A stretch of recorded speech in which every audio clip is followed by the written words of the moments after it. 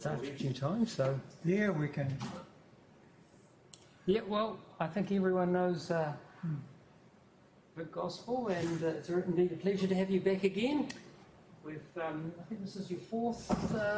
Erskine. Yeah. And of course we had quite a lot of joint projects and with PQ and that, so your input was greatly appreciated. Vic.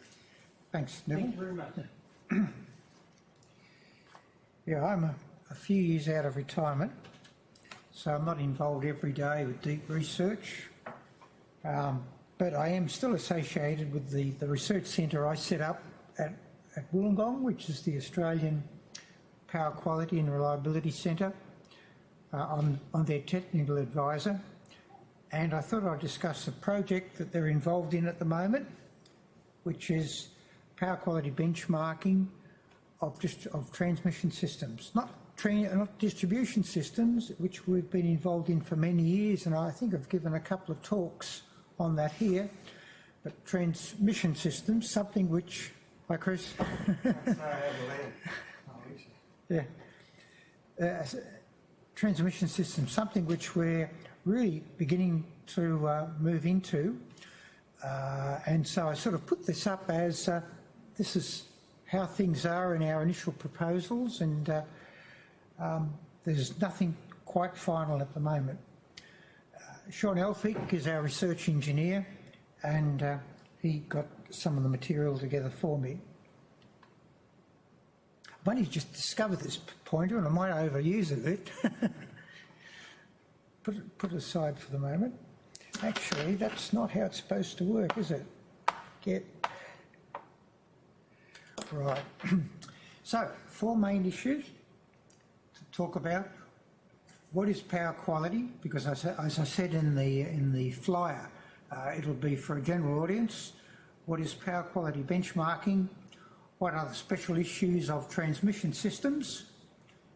And then at the end, some preliminary results that we've got for the Australian transmission system, or at least that part of it that we've been able to get our instruments onto. Now, you might think it a bit odd that this is a talk on transmission, and I begin by talking about what goes on at low voltage. But just to give you an idea of that, there is an idealised or nominal voltage waveform which is impossible to meet in normal circumstances, but we do try to stick as close to it as possible. And so what are these idealised values? At low voltage, 230 volts RMS, the waveform, purely sinusoidal, and the frequency, 50 Hertz. So because of all the incredible interactions that occur with the power system every day with various customers, lightning, cars hitting poles and so on, we can't exactly touch those figures, but we can get within a certain distance of them. And standards describe what they are. I couldn't give a talk here on power quality without mentioning the New Zealand Power Quality Guidelines, because they were developed largely within this department by Neville and others, and we did play a role across the ditch as well at Wollongong. And from that we can lift a definition of power quality. It's a voltage, current or frequency deviation that can adversely affect customer equipment. I mean, there are two things we want from the power system. A, we want it to be there when we want it, but number two, we want it to be such that the equipment we connected to it isn't destroyed but operates as we'd like. And the essence of power quality is look at this second issue. Is the quality of the supply suitable for the job in hand? This book has, is it 80 pages, Neville, something? Yeah. 90, I think. Yeah. So there's more to it than just a description of power quality. It talks about some of the adverse effects of bad power quality, and they range from equipment getting a little bit hotter than normal, through to equipment malfunctioning. And the extreme point is when equipment is permanently damaged and can't be used. So there's a whole range of problems which occur, some which you can easily recover from, some not so easy. If the equipment is part of a very complicated production line, you can get a small piece of equipment breaking down, causing an enormous amount of monetary loss. And the power quality guidelines also give what are the limits, that is, what is the extent of the deviation that are allowed from the ideal voltage supply. I'm going to talk a bit about some of the many variation type issues which are allowed in power quality. There's quite a number, there's probably about 15 or so, but to be able to talk about a particular example towards the end, I've got to mention at least a few. And so we have RMS voltage. RMS voltage varies throughout the day, even at the same point, and that's because customers are drawing sometimes a lot of current, they're all drawing it together, sometimes there's just a few customers. And just to add to our woes at trying to keep the voltage constant, we've got rooftop PV systems suddenly injecting what they're generating, and so we've now got two-way flow of power in the low voltage part of the power system. That's pretty normal in the transmission system actually, but not so much in the distribution system. And voltages are going up and down all over the place depending on what's there. Voltage unbalance. This is an issue with three-phase power. Of course, you don't have three-phase power points in this room, but there are large items of plant, large computer servers, air conditioning systems that run on three-phase power. Ideally, the three phases ought to have exactly the same RMS voltage, but differ by phase by 120 degrees. If one of those two requirements is broken, we get voltage unbalance. And incidentally, those letters capital V, capital U, which are beginning to appear, we'll see them later on a table of results. Harmonics is repetitive distortion of the voltage waveform. And this is caused by electronic power supplies. Increasingly today, customer loads are dominated by electronic power supplies. Even your washing machine, refrigerator, electric vehicle charging, CFLs, computers. Just about every load today has got something like a big diode bridge rectifier and a capacitor at the front end, and as soon as you've got that, you've got distortion in the current, and that leads to distortion in the voltage.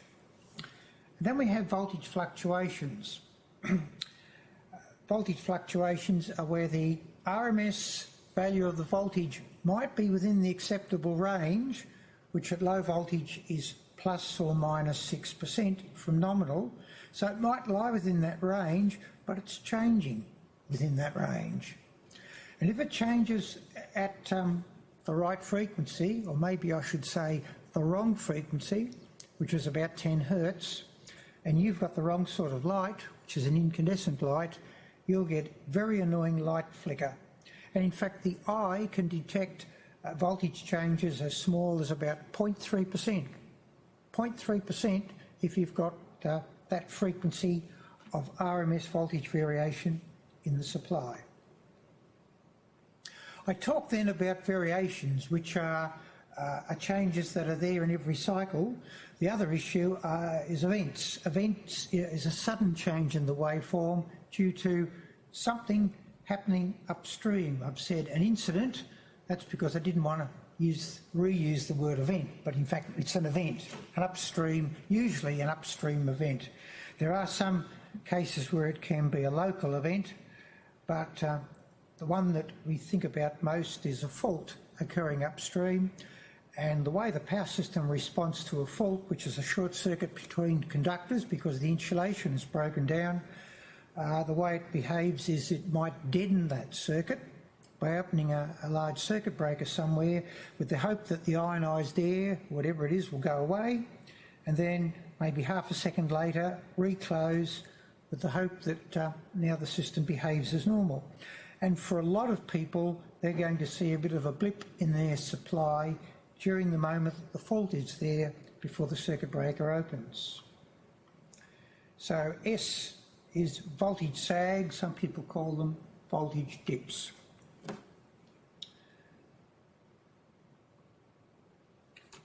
Now we'll talk about benchmarking and then the transmission system, and we've now got all the ingredients of power quality benchmarking and transmission systems, and I can get to the main game. So the aims of benchmarking in a power system. Power systems are quite vast in extent, of course, compared to the installation in a single building. And until recently, utility engineers didn't really know what was out there in terms of the harmonic distortion, voltage sags and so on. And they knew they probably had problems, but was the problem going to be in harmonics? Was it going to be voltage fluctuations? So just to see what's out there is a first step, because there isn't regular instrumentation all over the power system bringing this information in. There is instrumentation bringing in some basic information, but not too much at the power quality level. Also, utilities, by seeing what's going on at some of their sites, can see if they're complying with the power quality standards that regulators are beginning to impose on them, and they can see what are the problems that they can sleep easy over because they're not a problem, and what are the issues that really are problems and they better worry about. An interesting thing is, are new technologies impacting on power quality? So by taking readings near wind farms or suburbs with a lot of photovoltaic rooftop generation, or perhaps near a large electric vehicle charging facility, you can see how these quantities are going to impact and give us some feedback as to whether our existing planning strategies are sufficient. And another interesting thing which comes out of benchmarking, which I must say some utilities don't like to face, is are there good utilities and bad utilities? How do they line up one against the other? And if there are good ones and bad ones, does that mean there are good and bad management practices? And how can the poorer utilities learn from the better ones? Now, one of the problems when you start to look at power quality is the volume of data, which for power engineers is much larger than we've been dealing with for a while. You get a reading every 10 minutes from one quantity, which is about 53 values a year. In the case of harmonics in a three-phase system, you've got three phases, and you might be interested in 40 harmonics, so you've got 120 times that number is the amount of just harmonic information, and what you want to do is get a yearly summary of all those numbers. So it's a sort of a big data problem, and I apologise if there's anyone here who's into big data analysis or data mining, because I don't look at this professionally. This is an intuitive power engineer's approach to the problem. But gee, if you've got some useful comments, come and see me quietly afterwards and we can talk about it. So what is the benchmarking process for a utility? You've got to have continuous monitoring of selected sites over a year. There's too many sites for you to look at all of them, and we can get anything from 100 or so up to several thousand from a single utility. At the distribution level, we've got many less than you have. You've got about 26, we only have 16. But that's still a lot of data for us if they're all producing 3 times 120 times, and so on and so on. We need to summarise a site's performance over a year with a few indices, so those 53,000 numbers try to become one number, and we call this time compression. And it's no good having the idea of time compression without the idea of space compression, and we've got that as well. So if you've got a utility and from all the monitored sites it can finally get a single number for each disturbance for a year, we can then get a single number for that utility by bringing all the site indices together and getting one or two quantities out of that, a concept we call space compression. Now, benchmarking, once you've got all this data, if you've got it for these different disturbances, for many different sites, for several different utilities at once, you can start a very useful comparison process. I'll try to get this.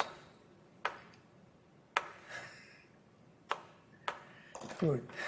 Out of the way. You can compare sites with each other. For example, a site with a lot of rooftop solar PV against the site without is an interesting comparison to make. We can compare utilities with each other, such as a utility which has got largely a city customer base with a rural, just to find out how different customers impact differently on the utility. We can compare present performance with last year's performance, and that is very useful if there's a looming problem, and if you can see things growing over several years, this gives you a chance to attack it before it becomes a real problem. And in power engineering, the more lead time you've got before you solve a problem, the much better chance you've got of being able to handle it. Now, I said we've been actively involved in this in distribution systems at Wollongong now for some time. Just summarising what we've done on the transmission system. So we started 17 years ago. We've got 20,000 sites in our database. They tell me there's 1 billion rows of data there. We've got a 1.5 terabyte database that we can interrogate. It's very well established within the distribution industry there.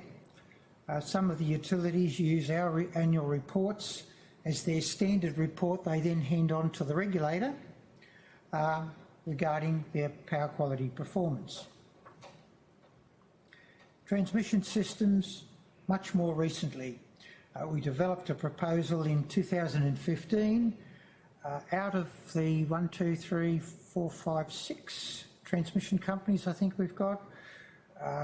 3 of them were involved in our first trial in 2016, and it's that data that I'm going to talk about today. It took a long time to get it from them, and then a long time for us to play around with different ways of analysing it. And I'm not going to pretend we've licked the whole problem. We haven't licked the problem of getting everyone involved, and we haven't licked the problem yet of making the data in a form that is very presentable and very attractive to managers in the transmission industry. Very quick summary, difference between transmission and distribution systems. In the old-fashioned power system, in getting from the generator to the load, you go up to high voltage, which for us could be 500, 330 or 220 kV. This tends to be a heavily meshed system with a lot of redundancy in it, so that if a link gets knocked out by a bushfire or something, there's pretty fast computer control and a sideways path comes into play, and continuity of supply is ensured. By the time we get down to 132,000 volts, which is really, it was our transmission system many years ago, but that has now been declared by the regulator to be part of the distribution system. And the poor old distribution engineer who's used to quite simple radial systems has this 132,000 volt mesh system, which they've got to handle, and a lot of them are finding it quite difficult. But these are the other more usual distribution voltages: 33, 22, 11, the 6.6 kV, a whole range down to 230 volts. Let's look at some of the challenges. There's the huge geographic extent. So this is the Australian transmission system, which I'm told is one of the longest in the world. From there, northern Queensland, all the way around to there is 3,000 or more kilometres. You can see that Western Australia, with its Western power, is totally separate. It does not belong to our national electricity market. And therefore, I think in theory has its own set of rules it can follow, but all of these bodies, Powerlink, Transgrid, AusNet, Electronet, and there's an HVDC link across to Tas Networks, they're all part of the Australian electricity market, and AEMO, our large national organisation, has a role in determining how they operate. Incidentally, looking at that, you can see where the people are in Australia, can't you? And you can see where they aren't.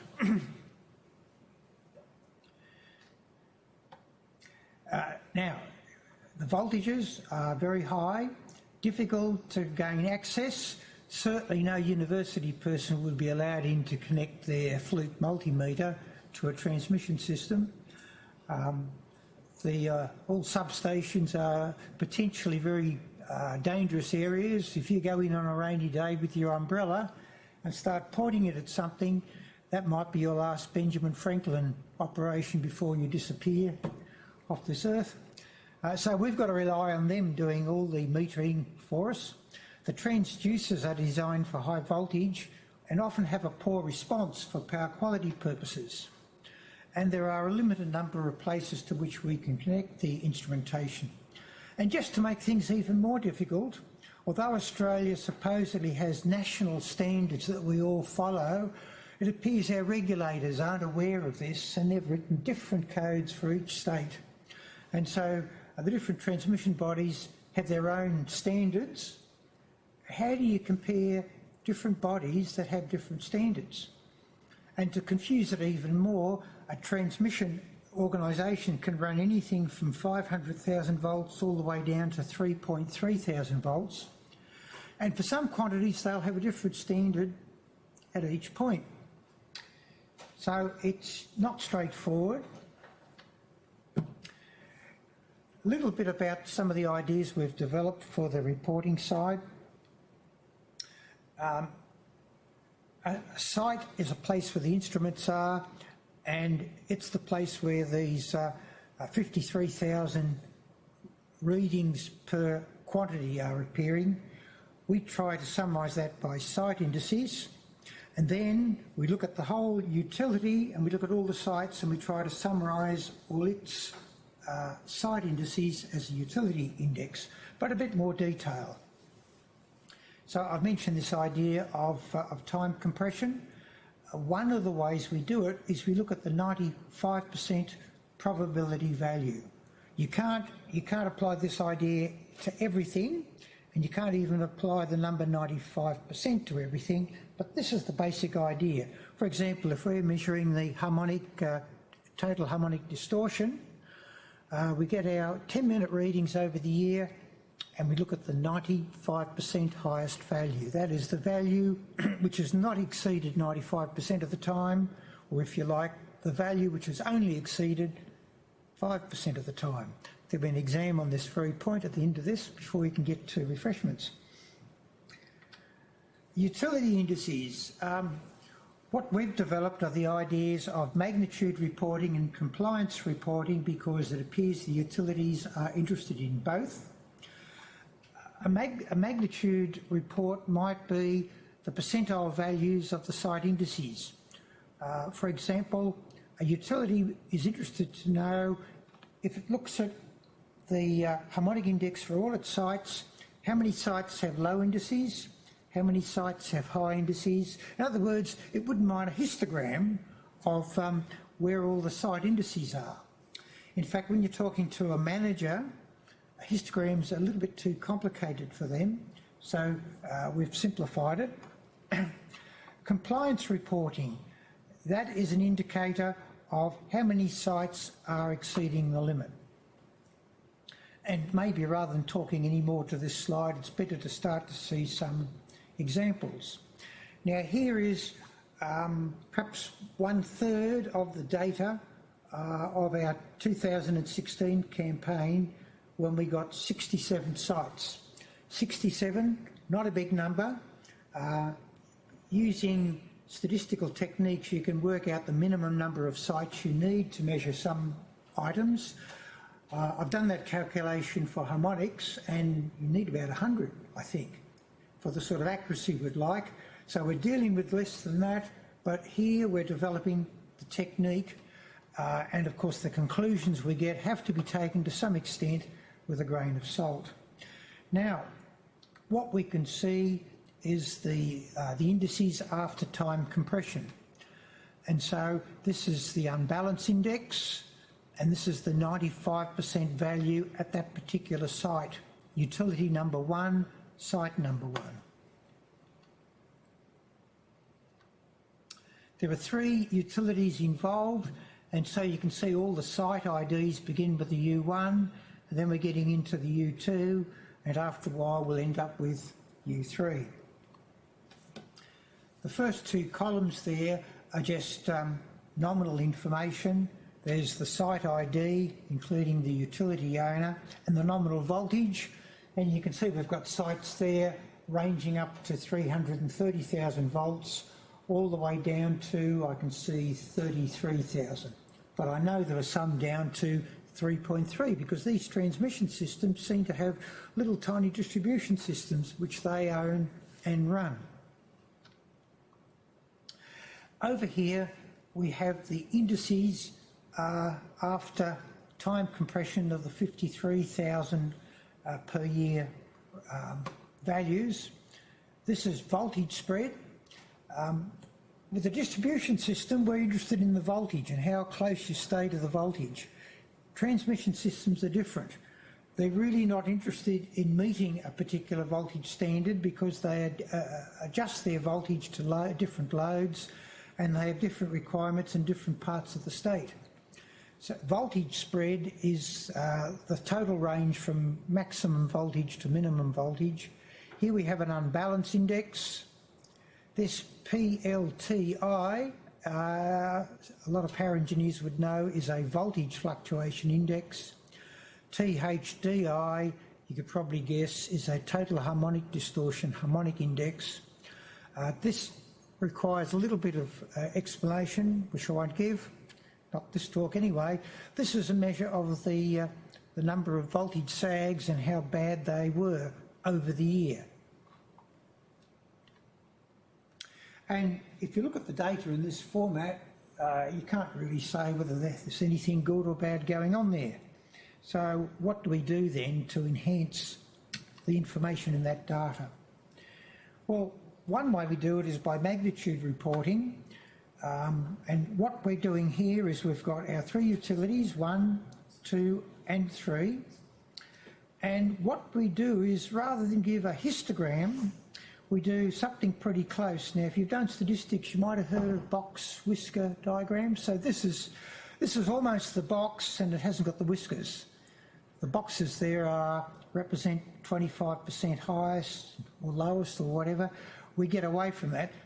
The middle of this box is the 50% value, the top bit is the 95% value, and the bottom part is the 5% value. And we show that for each of our 3 utilities and also for the average. And so this number here is the average of the 5% values of the utilities. And so this represents a sort of an Australian national average based on the 3 utilities that we're looking at. All the numbers are divided by the limit value, and that means we avoid the problem of different limits in different parts of the system. And so anything that goes right up to 1 means it's hit the limit. So there's the limit. This is a type of normalisation that we do. And you can see that for utility 1, this represents unbalance. 5% of the sites or less had a value of unbalance of about 0.18 of the limit value.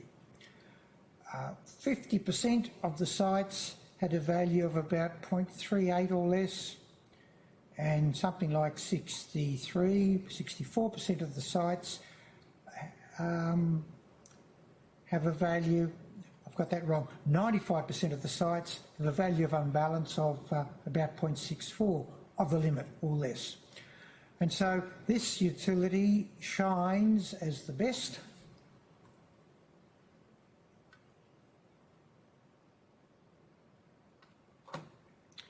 Utility 3 has the lowest values, and in power quality, less is best. So this is the best. Then this one you can see just by eyeballing it is worse, and this one is the worst of the lot. So we can see U3 is best, U1 is not as good and about the same as the national average, and U2 has got to perhaps go back to the drawing board and work out what they're doing. Now, the other type of reporting is compliance reporting. What we're talking about here is something that's often done by means of a pie chart, but we do it a bit differently. We look at the fraction of sites within a category. For example, a safely compliant site is a site whose value is less than 80% of the limit. A site which is marginally compliant, we define to be a site whose value this year is between 80% and 100% of the limit. And the reason is that we say it's marginally compliant is that things change from year to year, and there is a chance that those sites might be non-compliant in the following year. And the red sites are non-compliant. They've got values of a power quality parameter which exceeds the limit. And our compliance reporting shows this to be 100%, this to be the fraction of green sites, safely compliant, the marginally compliant yellow sites, and the non-compliant red sites. As I said a moment ago, this is normally shown by a pie chart, but if you do it with bars, you can make some comparisons which are not quite so easy to do with a pie chart. Now, I've looked at all the sites in our survey, whichever utility they're from, and I've shown the compliance percentages for voltage, unbalance, fluctuations, harmonics in terms of total harmonic distortion, and sag. And there's a pretty clear message there. It doesn't come out in a strongly statistically significant way. That requires further analysis. So this is what is in the nature of what people call exploratory data analysis. We can see that fluctuations are clearly the worst type of disturbance in the Australian transmission system, with about, looks like about 10% of sites are non-compliant. And you can see there's a number there that are marginally compliant. There are no issues with voltage spread, and there are no issues with harmonics. Harmonics was the issue that everyone was worried about 20 years ago in the power system arena, and when CFLs came along they were even more worried. And with electric vehicle charging coming along, their worries are not going away. But to our measurements don't indicate that harmonics are a problem. But we can see that unbalance and sags might give problems soon. So flicker is the worst, but also if you've only got limited manpower, perhaps you better keep an eye on what's happening in the unbalance area and the sag area. Let's have a look at the difference between the three utilities.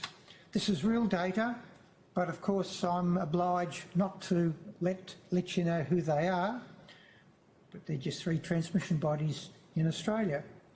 So we can see the compliance levels for fluctuation. Remember, fluctuation was the worst. It was the only disturbance for which there were non-compliance issues. And in fact, only two of the three utilities have non-compliance issues, U1 and U3. And what we've also done is we've looked not only at U1, U2 and U3 together, but we've looked at a sort of an average for the utilities. So this can be considered average Australian performance. So U3 is worst. That is obvious. U2 is best, and U1 is in the middle. And it was the opposite for unbalance. So there you go. I don't know if there's a causal connection there, but if you're good at unbalance, you tend to have bad voltage fluctuations. Might be a research project there, Neville. Now, the distribution of sites for U1 is quite interesting. Normally, you expect to have, if you've got a certain number of safely compliant sites and a certain number of non-compliant sites, well, gee, there ought to be some in the middle, shouldn't there? But there aren't. So it's almost like this is a two-tailed distribution. If so, that warrants further investigation. It almost looks like there's some special feature about these sites not shared by these ones down here that ought to be looked at. So I can finish off now. In the power quality monitoring and benchmarking area in Australia, these are the issues we think are important to look at. Distribution was interesting enough, but transmission has extra challenges, the difficulty of access and the large range of applicable standards and codes. I've just mentioned a couple of ideas of time compression, space compression, magnitude and compliance reporting that we use to make the case to our stakeholders. And so what we can say about Australia, and I'm interested to know if you can say anything about Transpower here, but voltage fluctuations are the only disturbance of concern at the moment, but there is the possibility of future problems with unbalance and voltage sags. And there are some significant differences between the utilities, and that raises this as an interesting research project. Is it that the utilities have differing circumstances? That is, one has basically got a state with a lot of manufacturing, perhaps another transmission utility's got a state with mainly agricultural activities, or is there some bias in the choice of sites? I mean, if a sample of sites is going to give you an idea of your overall performance, that's got to be an unbiased sample. And hardly ever do we get a random selection of sites from utilities. It's the ones they're interested in or the ones they can get access to. So maybe that's the issue. Or is there scope for some utilities to learn better power quality management technique from others? And that's where I am. Any questions? I just wonder if you had some comment about whether or not the fluctuation flicker that you've seen in non-compliance is related to the lack of government response through pushing it into a electricity market. Yeah, there's two issues there. The voltage fluctuations in transmission systems we find seldom propagate down to distribution systems without a lot of attenuation. So there's not that many problems being caused by it, even though they've exceeded their standards. The second thing is that I think a lot of it is caused by manufacturing processes, like car shredders, for example, wood chippers, art furnaces. Now, when you talk about government action, I know that our system is now got less inertia than before. It's a much more undamped system, and people with hydro stations in Australia say their government systems are working overtime to try to correct the system. But it's basically due to the move from fossil fuel to renewables.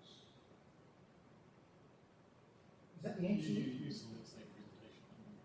Kate Summers gave a presentation presentation where she demonstrated the effect of removing government response from large thermal plant Yes.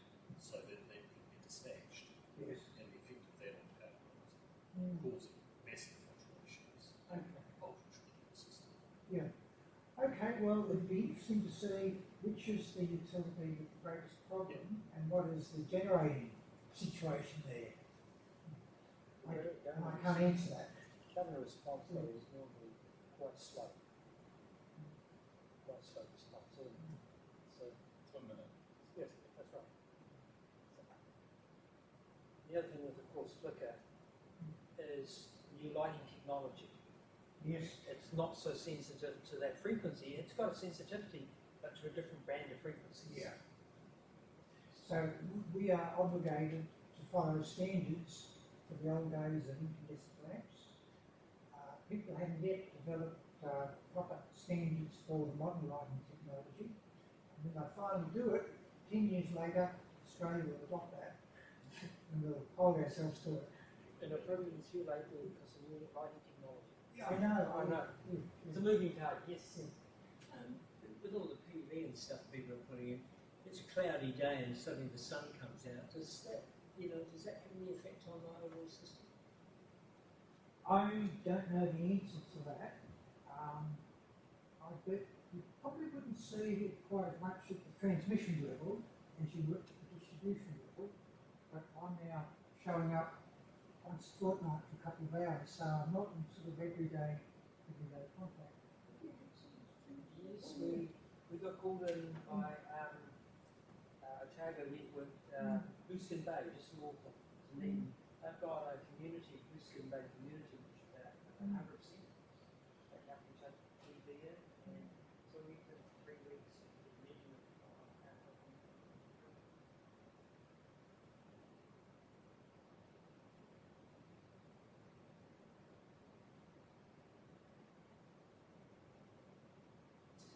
short-term flicker level, but no complaints. And there's 2 reasons there's no complaints. A, they're not using incandescent because they're all energy conscious. And B, if they were seeing any flicker, they knew they were causing it, so they wouldn't complain. So yes, the flicker level of PV with that cloudy and that was actually really noticeable. PV is certainly mucked up the operation of their distribution systems in terms of it's more difficult now to control the voltage. In the past, customer loads only drag the voltage down, so they saddle their transformers at the very top of the range to 30 plus 6%. But now if you do that, when the sun's out, you'll go above it. Yep. And in Australia's got a voltage standard. We've got the world's first power quality voltage standard, we think. And we wrote into that the top 4% of the 230%, 230 volts plus 6%, the top 4% ought to be kept for PV units to exercise their voltage increase. So we've got a tighter tolerance in voltage in Australia. And of course, you're talking about differences. We've got one transmission company, so no problems with different standards. Is it possible to get New Zealand grids power into that benchmark? If they want to, yes. Yeah. I mean, I think it'd be very interesting to more, providing you've got organisations that try to have similar practices, it would be very good to put them all together and see that. Can you tell any difference between utilities at a public ownership versus private ownership? Are you able to spread them? Not at the transmission level, at the distribution level.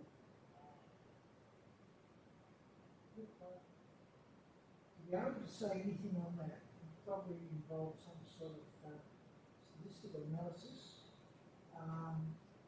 and you probably have to do that over a number of years. I'm not conscious of that being a big issue. All I can say is that many years ago I was looking at the difference between height levels between different utilities, and I looked at all the information we had. For every site they told us things like whether there was a long line feeding it, what type of customer, and I did a sort of factor analysis. What were the factors? And the biggest factor in harmonic levels was the utility who owned it. So it looks like there is something in utility management, power quality management practices having an impact, but how they differ between private and public ownership, I don't know. Now, the utility that is our sponsor, which is Endeavour Energy, they've had a number of names, they've got Digital. I don't know how well you know New South Wales, but it's got 3 distributors. Ausgrid is the big one that runs Sydney, but Endeavour is very closely behind it. So it would be very large by New Zealand standards, very large indeed. And according to the engineers there that we talked to quite a lot, the private ownership management are much more positive about spending money on power quality than beforehand when the government was trying to operate it as cheaply as possible before selling it off. Okay? So you get these sorts of factors, and you even wonder if that sort of comparison is worthwhile because it's a transient sort of thing. But definitely what the bean counter decides can make a bit of a difference on an issue like power quality.